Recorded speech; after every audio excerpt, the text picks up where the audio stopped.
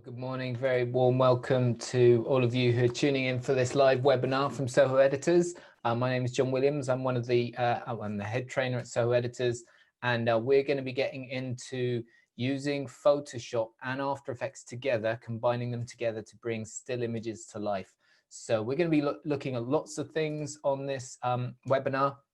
I am going to move relatively fast, so this isn't like one of our training courses where you can I'm not expecting people to follow along, but the session is going to be recorded. So if you do want to go over what we look at on this course today, then it's going to be recorded and you can come and have a look at that at a later stage.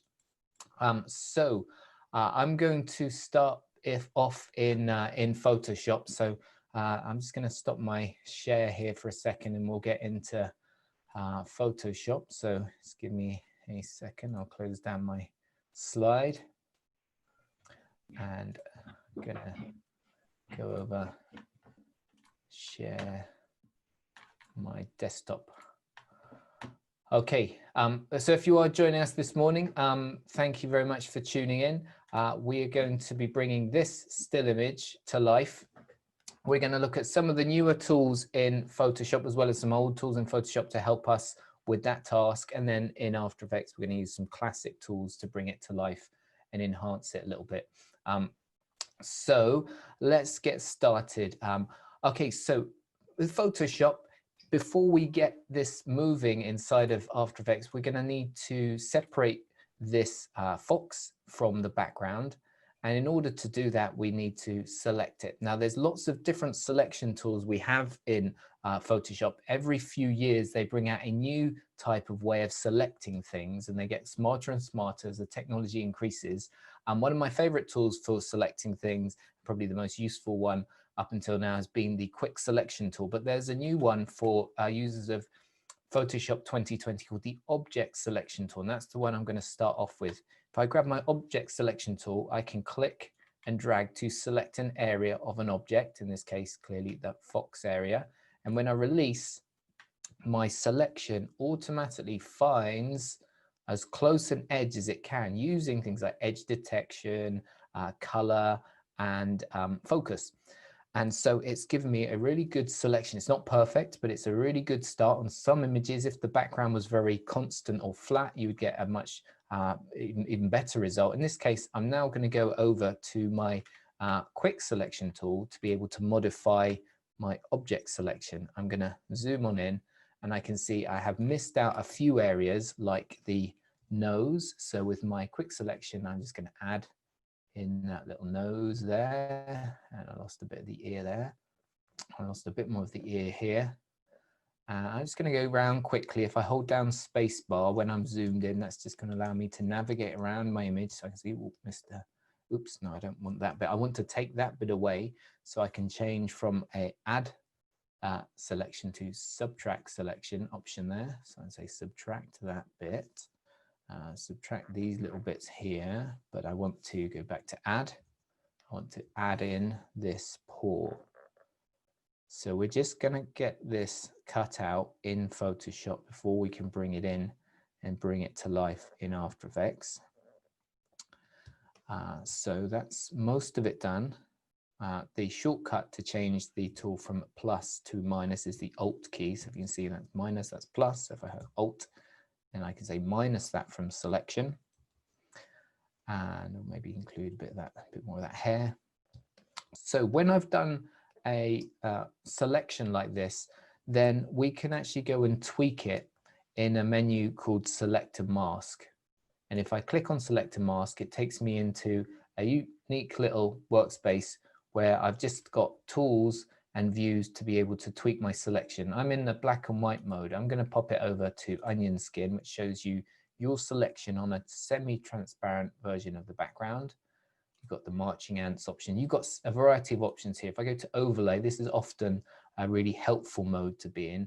And so everything that's selected is its original color.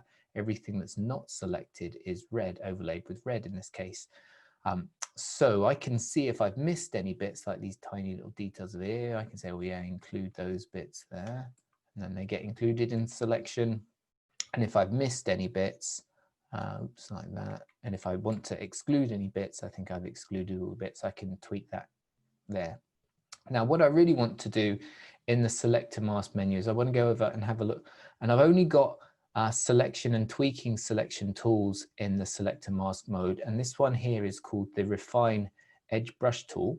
And this is built entirely for refining the edge, which is exactly what we want to do when we get to the edge of the fox. So when we cut things out, if they've got a very clean edge, like an object, like a, I don't know, a cup or a table or something, the quick selection tool, the object selection tool will probably do it perfect almost straight away. In this case, we've got hair. So if I have a look here, if I use my Refine Edge Brush tool, if I paint along there, the areas that look black are actually the bits of the background. And as I paint along there, it's making those black areas red, which means they're going to be transparent or semi-transparent. And as I start to include more of the hairs, it's going to start to make the hairs more opaque. So I can retain some of the hair and I can lose some of the background. So I can just go around this. I'm just going around this pretty quickly. I wouldn't generally do it quite as fast as this, but I've got like 45 minutes to do this and animate it. So I'm going to kind of accelerate it as much as I can. So refine around here. Ooh, I'm missing a tiny bit of the pad of the paw there. So I'll go to my plus quick selection tool, add that in, back to my refine edge. And I'm just going to refine the front bunch of hairs. Something like that is nearly done. Of course, the more time you have, the merrier, but we're going to work fast here. Grab these little bits of hair along here. Okay, now if I want to see that a little bit more clearly, I will go back over to that black and white mode, and you can see here, I can see very clearly now, wow, I've got lots of detailed hair information there, and that's really what I want. So I'm happy with that. So I want to go down here and output that, and I'm going to output this as a new layer with a layer mask. If I choose new layer with layer mask and OK, then back in my document, I now have a new layer with the fox and a mask applied to it. If I want to go back and tweak that, I can always go back into the mask and adjust it and come back in here to select a mask and tweak it again, but I'm happy with it as it is. So I'll rename this layer Fox. And now I've got the fox isolated. Now, if I turn off the fox layer for a moment and turn on the original layer, what's called the background layer at the moment, of course, the background still contains the fox, and I want to have the background minus the fox. So I can do that by selecting the layer, and it's currently locked. So if I click on the lock, it becomes unlocked. And then I'm going to go up to the select menu. Now, if I've done a selection recently, the select menu will remember it. And if I go to reselect, it's now reselected that selection. And I'm going to use a function called content aware fill to remove this. If I go up to edit fill, for several years inside the fill option, you have an option to fill whatever the selection is with content. Content aware means it will look at the content around it and attempt to fill it.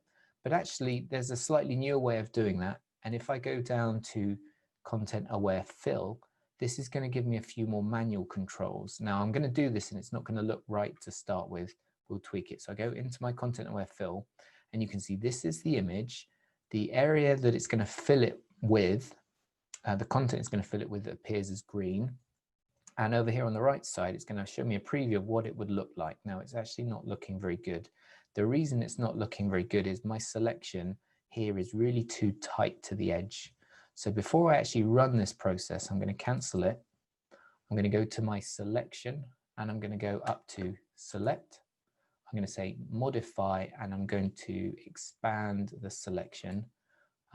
Now, this is quite a high resolution image. It's over 4,000 pixels wide. So if it's a lower resolution pixel image, I'll use lower expansion rate, but I'm going to just try 25. And if I hit OK, you can see now that selection is now expanded outside of there. So it's, it's including some of the whiskers, but we'll deal with them in a second. Now it's much bigger. Of course, if I wanted to make it a touch bigger, let's say modify that, make it, maybe expand it another, 3 or 4 pixels, you can see. So if I go back to edit and down to content aware fill, now it's going to fill that area. That's much better looking result. Like I said, there was a few little bits that we'll tweak in a moment, but now the area that's being filled is the area in the selection. What it's filling it with is all the content. Oh, apart from this bit here, it's found some of the image here that's not working with everything else. I could remove and say, actually, don't use any of this shadow. I can just say, don't use any of that content, and then it recalculates the image. I can say, don't use anything here. You can choose if there's people in the background or buildings in the background, you don't want them to be used as content, then you just deselect it. That's actually looking really good. So I'm happy with that. So I'm just going to say, okay. And now that's applied that content aware fill to that layer. I'll just deselect. So that's looking really good, apart from a few little bits. And to fix these little bits here, I'll just go over to my spot heel brush tool, which looks like a blaster. And I can just go and say, oh, I just paint along these areas. And this is very similar to the content aware fill tool, where the content aware fill tool will fill an entire selection. The spot heel brush tool will fill painted areas. So I'm just going to paint these little bits of fur or hair or bits of the fox that are left in the shot that I don't want. And it's going to replace them with content around the area where I'm painting. So that's looking kind of good. Now, obviously, I may spend a bit more time on this in the real world, but I've not got a lot of time today. So that's going to be, that's good. So I will rename this layer. Always a big fan of naming layers, particularly if I'm going to be sending things to After Effects. So I've got my fox on one layer. I've got my background on the other layer. And if I wanted to now reframe where the fox is in the shot, I probably do. I think maybe pushing them slightly right is a good idea. Now I could got complete control on where I put the layer. So that's the layer prepared. I'm going to go File, Save As, and I'm going to save this inside PSDs. I'll actually save it as I'll go up and save this as a Photoshop document and save that. And that's now saved, ready to load into After Effects. So I'm going to go and open up After Effects. And inside the project panel, I'm just going to double click. That instantly brings up my import. And there is my fox that I've just saved. And I'll say open. And how do I want to bring it in? I could bring it in as footage, which will allow me to select the layers that make up this document. I could merge the layers together. Actually, I want to bring it in as a composition, which means it will recreate what Photoshop had. So I'll say bring it as in a composition, and that gives me a folder with the layers in, and more usefully, a composition. If I double click on that, there is my composition. There are my 2 layers, fox and the background. And of course, I've got the independent controls of moving the layers. So that's almost ready, although the artwork I brought into Photoshop was very large resolution. I actually just want to work at this at HD resolution. So I want to change the size of my composition. I'm going to go composition, composition settings. And in After Effects, I can change the composition settings at any point. Usually a good idea to change it at the beginning if you know you're going to be working with a different frame rate or resolution. So I'll go to HD TV 1080 at 25. So that's going to set my comp to 1920 by 1080, square pixels, 25 frames a second. I'll set the duration to 5 seconds. That seems good. And I say OK. Now, of course, because I've made my composition a lot smaller, it's cropped. So I just scale these layers down by selecting them both, going into their transform controls. And because they're both selected, if I change the scale of one, it changes them both at the same time. I'll scale them down like that. And now we're ready. Okay, so To animate this fox, I want to use my puppet pin tool. So I'll select the fox layer. I'm going to go up to the puppet pin tool, which is endless fun with this tool. You can puppeteer and move anything, could be artwork. In this case, it's a photo. And the way to work it is really you want to put points where you want to puppeteer or control the image. So I'm going to, I'd normally put one, if I was doing a character, I'd normally put one down by the pelvis. I can't really see down that low on the fox, but I'll go down as low as I can down there. Then usually one maybe at the kind of back of the neck. Good idea. And then I'll put one on the head. I'll put one on, I guess that's an elbow, and I'm kind of guessing that's, is that a wrist? Is that a knee? I don't know, but I'm gonna put one on there. The more points you have, the more control, but also the more points you have, the more work you've got to do. So I'm gonna keep that to about 8 or 9 points there. Because I don't want to add any more, I'll come off of my puppet pin tool. I'll go back to my selection tool and have a look down here. So the puppet pin is added as an effect, and the effect converts your image into a mesh. You can't see it unless you have that enabled. And it now means that I can grab any one of these points and move them around. So I can move this fox head around, which is what I'm going to want to do. Now the fox looks like he's looking at something, and we're going to have something in the shot that he's watching and moving. It's going to look like a kind of slow motion type shot of him watching a fly flying through the shot. Okay, so I'm going to select the fox layer. I'm going to press U because U uncovers any keyframes you have on a layer. I've actually got 9 keyframes because I've made 9 puppet pin points. And unlike nearly every other tool in After Effects, as soon as you make a puppet pin point in After Effects, it adds a keyframe. So I've got all these different keyframes on here, and that's our first position at frame 0. So what I want to do is I want to actually move my fox a little bit. So I can grab any one of these points and bring it down. So let's say I want to bring this paw down. I could bring it down and bring that paw down as well. I could also grab 2 points at once. So if I select this point, hold shift, select this point, I can now drag them down together. So that kind of can be useful if you're trying to create something where you don't want it to look like the limbs are bending too much. Okay. And then, so I'm going to start with the fox kind of looking down a little bit more. So I'll lean the neck forward and bring the head down. Now, obviously, you can go really wild and you can have kind of lots of fun, do really kind of weird character deformations here. So this can be useful for lots of different things, but I'm going to try and keep it kind of realistic looking. So I think I've done a bit of movement there. If I want to see before and after, like all effects in After Effects, we have an effects button. And so if I click on that, I see before and after. Okay, so there's my fox. It's definitely looking much more forward. Maybe I'll move it down a touch more. Okay, so this is my first frame, my initial position. Then I'll go to the end of my timeline. So I'll drag my current time indicator up to 5 seconds. And now I want to actually reset it so it gets back to its original pose. So rather than moving all these points manually back to where they started, I'm just going to go over to my effect and hit reset. There you go. So now it's actually already animating now from the position I posed to the original position. Now actually, rather than just going to the original position, I'm actually going to push it a bit further, make it a bit more extreme. So something like this, bringing these paws up.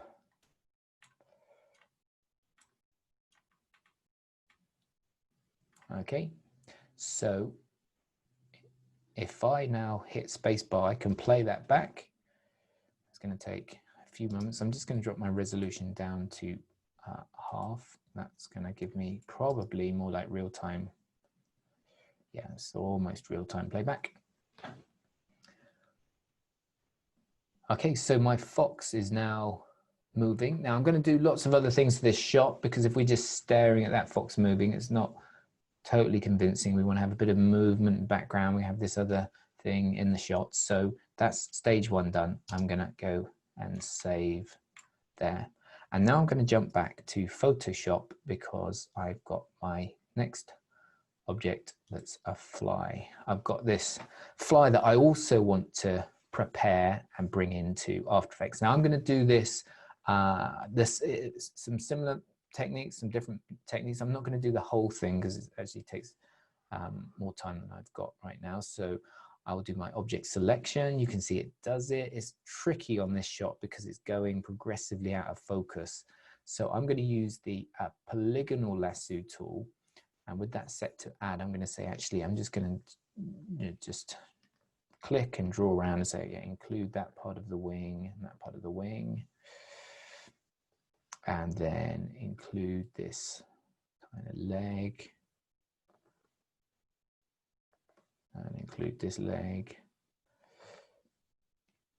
And again, if I press Alt, it will remove from selection. So I exclude this little gap here, please. And exclude that gap there. Now this fly in the shot is going to be very small, so I don't need to be super detailed with it. But once again, once I've got selection on it, I can go up to Selective Mask, and there is my selection. I'm not going to go and use the Edge Refine tool this time. I'm going to use this edge detection, and that's just going to see, it's particularly useful when things go in and out of focus, because I put edge detection, it's just going to kind of variably feather the edge of that. And you can see down here, I've got these little details, these little hairs on there, more blurred back wing. So that's working absolutely fine. So I'll output this as a new layer with a layer mask, which means it gives me a new layer with the mask on and keeps the original layer. So now the fly is separated. Now I want to be able to animate this fly. I want to have its wings flapping. So it's pretty important in this case that I go and enable that by going up to my background, turn that one on, and I want to go and just draw around this wing. I'll select this wing. And if I just go also to select a mask quickly, I'll smooth that edge off a bit and also edge detect on there. Something like that looks good. And I'll put this as a new layer with layer mask. Now I've got the wing separated. So I would probably want to call that wing. So that I'll reuse that wing for the other wing as well. The next thing I want to do with this is I'd actually want to get rid of the wings that are on there. So I'm just going to do a kind of selection around there like that. And I'll say remove that part. Oops, just missed a bit there. Remove that as well. And then I want to, well, I want to get rid of the wings that are on there. So I can go to the classic tool here, which is the clone stamp tool. If I grab the clone stamp tool, much like the spot heal brush tool, I can take content from one place and put it to another place, but this tool is manual. So I will select an area and copy it to somewhere else. Because I don't want to go across this line that I use to remove the wings is actually useful. This selection I can invert. So if I go to select inverse, it just means I'm now selecting everything apart from that. You might see the edges there, which means if I go to use my clone stamp tool by holding Alt, clicking there, and let's say I want to start cloning it in, so around about here. You see now I'm cloning the part of the body from here, I'm cloning it over here. So you can see I'm just cloning in that bit of fly. And then I might copy another bit at the top here and say copy this down to here. Now of course it's not going to look perfect, but we're going to have the wing that's covering over this and it's going to be flapping away very fast. And the wing's going to be, and the whole fly is going to be tiny, so I can get away with doing that kind of rough like that. Okay, so then we've got this is really quite ugly to look at, so I'll be pleased when this is done. But I can now have the wing on top of there, And I can copy that wing. I can drag it onto a new layer. I have another wing here, and this wing, I can go to edit, free transform. And if I hold shift, I can flip that upside down, like probably a bit like that. And then I can rotate it probably something like that, and probably put it behind the fly. And then that's going to be our fly ready to be brought into After Effects. So back into After Effects, I'm going to import a version of that fly that I've actually done already because I did the legs as well. So I'm going to import fly PSD, open that. And again, that's going to allow me to bring that in as a composition, which is what I want to do. I'm going to say, okay, bring that in as composition. I shall double click on it, and there's my fly. So with this guy, I want to animate him. I'm going to animate the wings flapping. So if I select this near wing, I'll just solo it so you can see it. The anchor point usually appears in the center of the composition. This is the point that we do any scaling or rotating on. And I want to rotate this wing, but the anchor point's in the wrong place. So to move it, I go up to the pan behind anchor point tool, and I go move that where I want it to anchor from. So now it's going to rotate from there, which is good. And while I'm here, I'll quickly go to the far wing and select that one, do the same again, move that up there. Okay, so that's partially rigged. Now we want to animate it. So select the near wing. Now the shortcut to get the rotation is R. So I just press R to see the rotation. And I can play with the degrees now. I'm going to start the wing maybe down a little bit more like that. And I'll add a manual keyframe by clicking the stopwatch next to rotation. That adds a keyframe value at the beginning of our time. And then the wing flaps are going to be fast. So I'm just going to go along a couple of frames, like 1, 2, along 2 frames. And then I'll bring the wings up, something like that.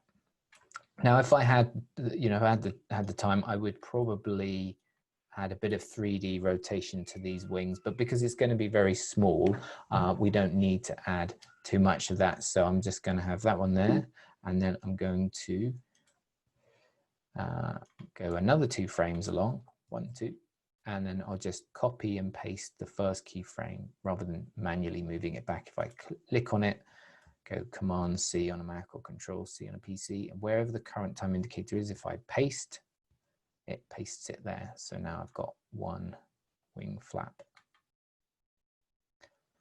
Well, 1 wing flap isn't going to get me very far. I need to have lots of wing flaps. So I'm going to add an expression to loop this. I could copy and paste like 50 times and it might do it. But if I wanted to change the original, then I'd have to change all the copies. So if I select the word rotation, the property name specifically, and go up to animation, I can choose add expression, and I can add an expression which adds it to this property. And I can go into my expression language menu, and I'll go and choose property, and I'll grab this expression called loop out and a cycle. What that means is it will look at the keyframes on there, and when it gets to the last keyframe, it will cycle back to the first one. So all I need to do now is play back, and now that wing is flapping very, very fast. And if those keyframes are selected, I can copy that. That will copy the keyframes, their distance from each other, their values, and also the expression. And if I go down to my far wing, which is the background wing, and go and paste, it's now going to have the same animation and the same loop on it. So that's getting there. That's getting started. I can just easily just add a bit of motion blur to the wings. And so when we play that back, we can see, I'll just show you mid-frame. There you go. You can see a big old blur on that. So that's probably going to help. But I also want to add a little bit of movement to the legs. So I have got these legs in this version separated out, and I want to add some random movement to the legs without doing any keyframes. So I'll select the legs. If I press P on leg one, it brings up the position properties. Again, if I press R, it brings up rotation. So I want to add an expression to the rotation of the leg, so I can have it kind of just randomly rotating around a little bit. Before I do that, I need to move, just reminded there myself, I need to move the anchor points on the leg. So leg one anchor point there. These anchor points are really small, so I'm not sure if you can really see them on your screen, but they are there. There they are. So with the rotation of leg one, I'm also going to go to animation, add expression. And instead of grabbing something from the language menu, I can type in an expression, and the slightly updated expression editor here is predictive. So if I type in wig, it comes up with some wiggle expressions, and I want the one in the middle. If I press return, it's now got wiggle. Because I've got no keyframes on this property, I need to use numeric values to drive the motion. So wiggle, you just need two values.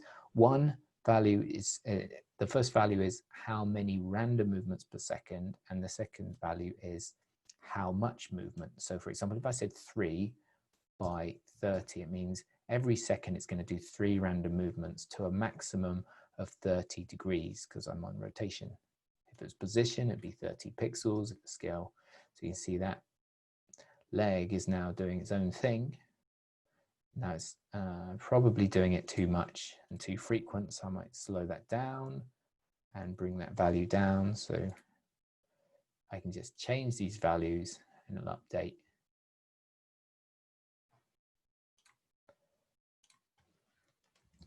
So I'm kind of happy with that. I will copy that, and I can go and actually paste that onto the other legs. And what's really useful about the wiggle expression is, although I've got the same value on each of these legs, it uses what they call a random seed, a random amount. So although I've got the same expression on each of them, they're all moving completely differently, which is useful. And now I've got a little bit more life to this ugly looking fly. So that's done. Back to my fox. So this is my main composition. I want to bring the fly animation into this composition, and I can do that really easily just by grabbing a composition and dragging it in as if it were another bit of artwork or a bit of footage. I just put it into the composition, and now I've got the fly in the composition. And it's a pre-comp, which means no matter how many layers are in it, this one had how many layers? Well, then 6 layers, it now becomes 1 layer, and it contains all the animation that was in it. So I want to scale it down, make it much smaller. And I actually want to flip it around because I want it to be the other way around. So I can flip it around by going to the scale and just turning off this constrain proportions button. What this means is if I make it wider, it makes it higher. So if I were to turn that off, for example, and then go to say -10, you can see it's now flipped the fly around. He's now facing the other way. I think he's a bit too big. So I'm now relink it and say, oh yeah, and just actually bring the whole thing a bit smaller. So like I'll go 4% or something. Okay, so there's our fly. It's static, so I clearly want to bring that to life. So I'm going to go and say, where should we start? Let's start that over here, for example. I'll go to the position and I'll drop a keyframe on the position. And then I'll go to the end of the timeline, and definitely I'll be using the fox's eye line to determine where that goes. So probably somewhere around about there. And this is the motion path. So we can see it's going from position A to position B in a straight line. That could be okay. Often when things are moving in the real world, like organic things like people and animals, they tend to move in arcs of movement. So I can grab these little dots here and say, oh, just give me a little bit of an arc so it moves into that position, just to be like that. And then if I play that back, there's my fly. Just kind of teasing the fox there.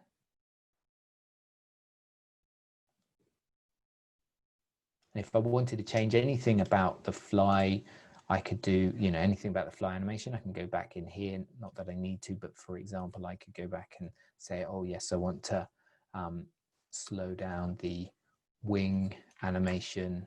I could select the keyframes and alt click on them to slow it all down. And then any change I make in the comp, I don't know if you can see that, but now I've got these really slow wings, not quite as realistic, but so any changes I make in the pre-comp affect it in the main comp. And likewise, if I went back to Photoshop and made some changes there and saved it, it updates in here as well. I'll just show you that briefly by, if I select a layer, I'll select the body, and if I go to edit original, it'll open that bit of artwork inside of Photoshop. And let's say I wanted to change the eye to a different color. Let's do this real quick. So there it is. It's going to be a bit more of a blue bottle. So as soon as I save that in Photoshop and jump back to After Effects, now what's the blue-headed fly, and back into this comp, it's too small to see, but it has got a blue head in there. All right, so that's the main setup. Now we're going to do some tweaking on this. So to really help nail this shot, we want a little bit of life in the background. So I'm going to solo the background.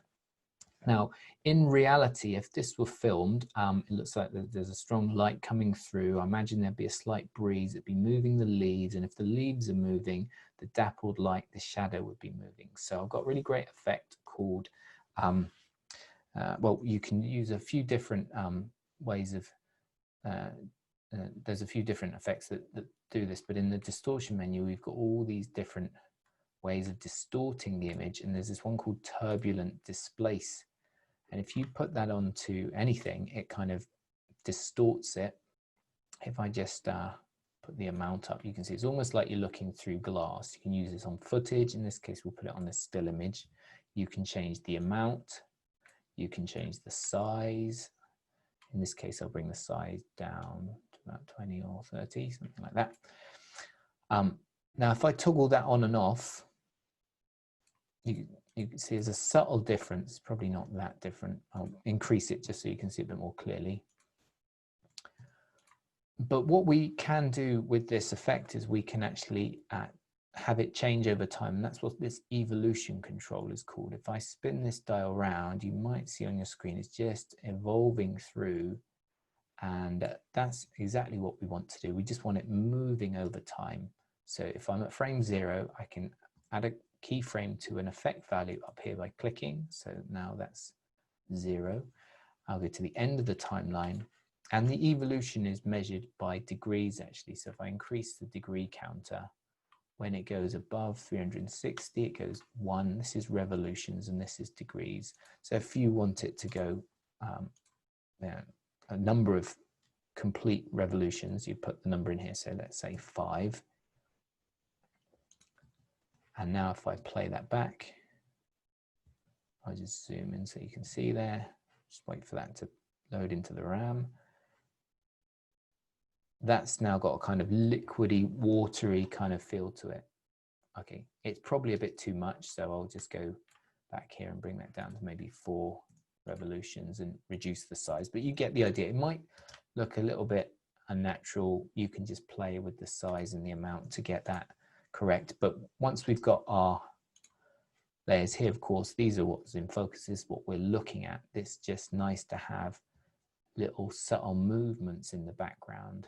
It just brings every part of the static image has now got movement to it, which is what we have when we look at video footage or film footage. So that's pretty much the main part done. But to tweak it, I'm going to add a little bit of 3D space to this. It'd be nice if we've got a camera move in here. So in order to do this, I need to make my layers 3-dimensional, and that's really easy. I just press that make 3-dimensional button. And when layers are 3D, we can use different views, different 3D views to view them in. The best view often is one called Custom View 1. And that gives me this kind of 3/4 angle. I can go up to my unified camera tool here and navigate around, I can see obviously these layers are completely two-dimensional, so they don't have any volume to them. But what I want to do is I want to take the background, and if I press P to grab the position, I can push it back in Z depth. Because it's 3D now, it has X, Y, and Z, so X being left and right, Y being up and down, and Z being forwards and backwards. If I push that back and put that back, say about like 1200 pixels, now I've got depth in the shot. And if I go back to my active camera view, this is the view that we render from, I can see now that's further away. Because it's further away, it's obviously smaller, so I can counter that just by background, scaling that back up a little bit. And now I've got a bit of room to play. So I want to create a camera for this scene so I can move through it. So I go Layer, New Camera. And with the camera, I'm going to make just a standard camera. Standard After Effects camera is called a 2-node camera with 50mm lens. I'll say, okay, that's ideal. And then if I go to my camera, I'm going to go to the Z values. I can zoom in and out. I'll zoom out a little bit, start a bit wider. I drop a keyframe for the position at the beginning of the timeline. And then if I go to the end of my timeline, I can then choose to zoom in like that, zoom in, and I might want to just rotate around. Well, if I've got my unified camera tool in a scene with a camera, I can use that to say, oh, I want maybe, oh, I don't want to go too far across because my background's running out, but maybe there, slightly looking up at the fly along with the fox. So now I've got movement, a 3-dimensional movement happening.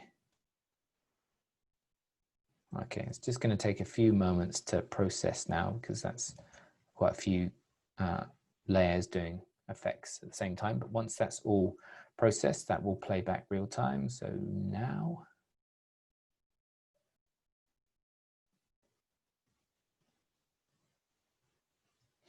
okay, and I think I'll just add a final touch to this. So I'm a big fan of using physical effects, so we could use particles and different things in here, but filmed elements I think always add something realistic to a shot. So I'm going to go and import some dust elements. I'll grab this dust beams. And if I just double click on this to play this, you can see this element here is just some light rays, pick out some dust, which looks nice.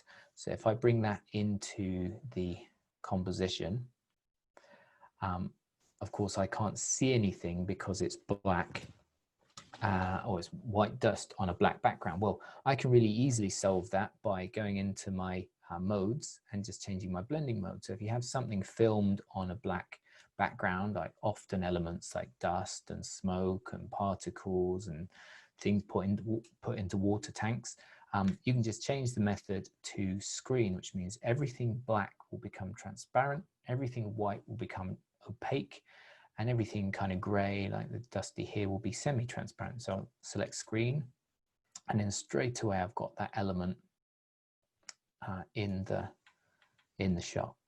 Now it's not actually 3D yet. I do need to make it 3D, otherwise it won't move with the camera. It might look like it's being left behind. So I'll make this element 3D, and I'll just go back to that custom view a second and navigate around, because probably I want these light rays to be either in front or behind the fox. I'm going to put them in front, so slightly foreground like that, and probably get away with scaling them down a bit. So you can see now I've got 3 layers of depth: my foreground, my midground, my background. And so back to active camera view, there's my dust on there. It's looking good. Maybe it's a little bit too strong. If I toggle the opacity, maybe it's fogging it out a bit too much. Actually, I quite like it, but I'll drop it down a little bit. So I'll go into the opacity controls for the layer. I'll bring that down, I don't know, maybe about 60, 70. Have a bit of that there. And now I've got these nice little dust particles that are almost perfect, except because my shot is kind of slow motion, I think these particles are a bit too fast. So I can go and use a really simple effect to change the speed of things. It's called time warp. So if I type in time, grab my time warp effect, I put that onto the dust beams image, it's going to add the effect. Don't worry too much about all the settings in it, but it's going to use something called pixel motion, which is also known as optical flow. So it's going to create new frames. The default is it's going to slow the clip down by 50%, and therefore it's going to make a slow motion version of those particle elements. Okay, now I can just hide my interface. If I double click on any of these panels, like the Fox panel, that can just go full screen, which I don't want. I want to finish up by just going to my composition and double clicking on that. And then I can play that back. And then hopefully you can see there in 45 minutes, we have taken a still image and we have brought it to life. We've animated it. We've taken the elements by separating them out. We've been able to cut out the fox, cut out the fly, separate the different limbs, animate them using keyframes, expressions, puppet pin, and then composite them in by separating out the layers, giving ourselves a bit of 3D depth and adding some real life kind of particles in there to create a really nice looking shot. So we brought a 2D image to life. And like I said, this could be done on a still bit of artwork, on some designs or some drawings. In this case, it's really nice to use it on photos, but really powerful way of bringing images to life.